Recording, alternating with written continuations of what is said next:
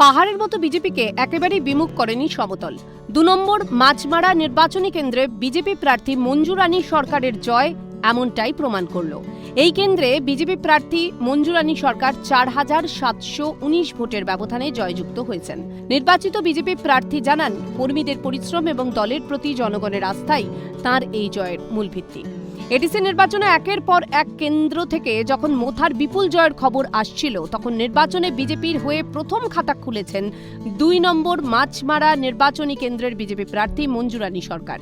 এই কেন্দ্রে টিপ্রামোথা, BJP, forward block এবং কংগ্রেস এই চতুর্মুখী প্রতিদ্বন্দ্বিতায় জয়ী হয়েছেন বিজেপির মঞ্জু রানী সরকার।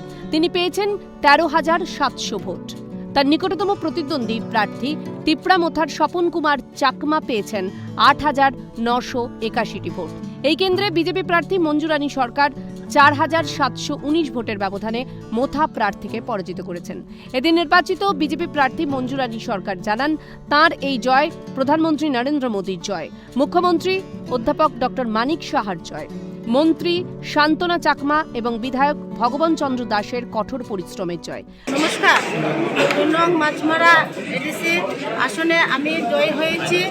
আমি এলাকার উন্নয়ন করব। মাছমারাবাসীর সবাইকে অনেক অনেক ধন্যবাদ জানাই। বিজেপি কার্যকর্তাদের অনেক অনেক ধন্যবাদ জানাই।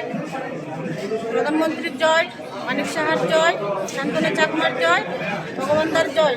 তিনি আরও জানান, কর্মী সমর্থকদের পরিশ্রম আর বিজেপি দলের প্রতি জনগণের আস্থাই এই বিপুল জয়ের প্রধান কারণ। তিনি আরও জানান, তাঁর নির্বাচনী এলাকার সকল অংশের জনগণের জন্য কাজ করবেন তিনি। ২ নম্বর মাছমারা কেন্দ্রে প্রাপ্ত ভোটের নিরিখে তৃতীয় স্থান দখল করেছেন কংগ্রেস প্রার্থী অর্জুন রায়। তার প্রাপ্ত ভোট ২,৫০৩। এই কেন্দ্র থেকে প্রতিদ্বন্দ্বিতা করে বামফ্রন্টের ফরওয়ার্ড ব্লক প্রার্থী বাবুল দেবনাথ পেয়েছেন ১,৫২২টি ভোট। তিনি চতুর্থ স্থানে রয়েছেন।